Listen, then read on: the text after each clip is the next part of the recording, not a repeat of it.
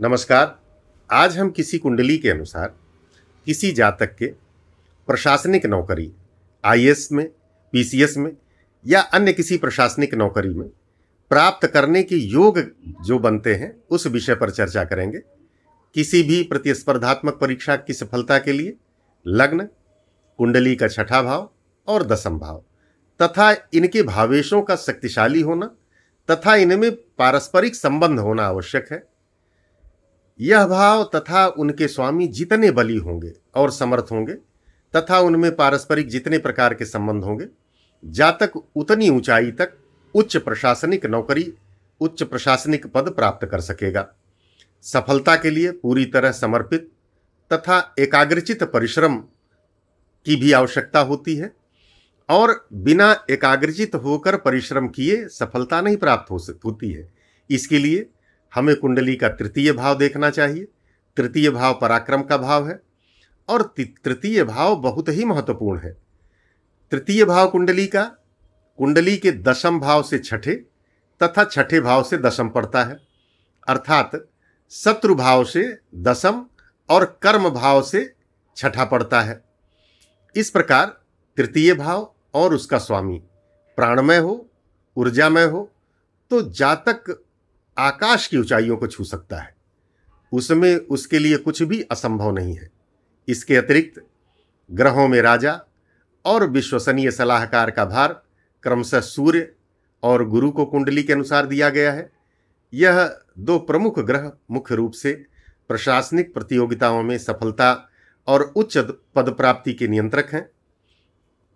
फिर भी ऐसे अधिकारियों के लिए जिनका कार्य मुख्य रूप से जनता की सेवा करना है, शनि ग्रह का विशेष महत्व है, क्योंकि शनि प्रायः जनता तथा जनता से जुड़े संबंधों का कारक है।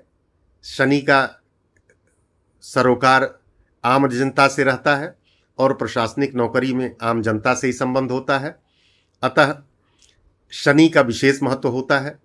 तमाम आईएएस अधिकारी नौकरी करते समय लेखन की भी अपनी प्रतिभा का प्रदर्शन करते हैं और ऐसी प्रतिभा मंगल तथा बुध की कृपा के बिना संभव नहीं है। प्रशासनिक नौकरियों में जनसेवकों के लिए अमात्य कारक ग्रह अर्थात कुंडली का सबसे अधिक अंशों वाला, सबसे अधिक डिग्री वाला ग्रह अमात्य कारक ग्रह होता है और इसकी प्रशासनिक नौकरी के लिए बहुत महत्वपूर्ण भूमिका होती है।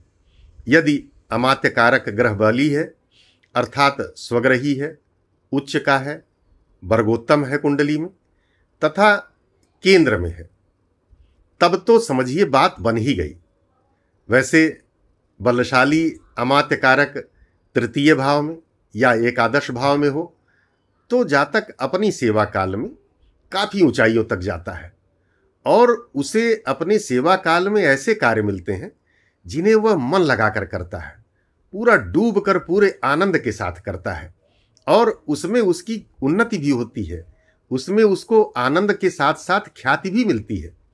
अमात्य कारक ग्रह पर प्रभाव डालने वाले ग्रह भी उसकी प्रवृत्ति का प्रभाव डालते हैं और इस प्रभाव से पता चलता है कि दशा और गोचर के आधार पर जातक के कार्य की दिशा क्या होगी। एक बात और देखने में आई है कि नवांश से अगर अमात्य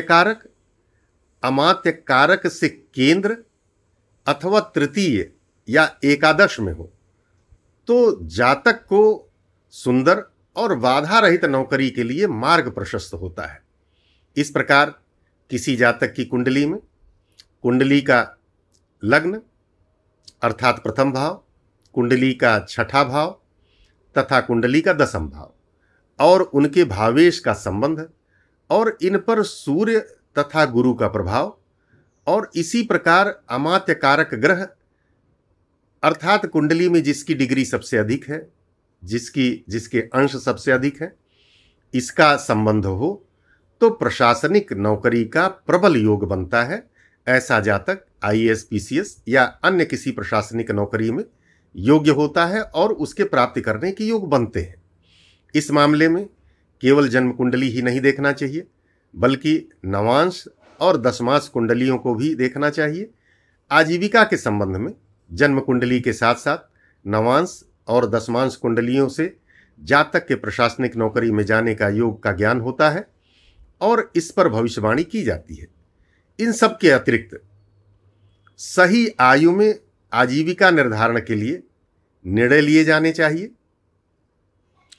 उन ग्रहों की दशा आनी चाहिए जो जातक के लिए आजीविका तय करते हैं, और ये सही उम्र में होना चाहिए जब जातक अपनी पढ़ाई लिखाई की उस अवस्था में हो, जब पढ़ाई पूर्ण करते करते या पढ़ाई करते करते वो प्रतियोगी परीक्षा दे रहा हो, तब ऐसे ग्रहों की दशा होनी चाहिए जो उसे प्रशासनिक नौकरी दिलवा सकते हैं।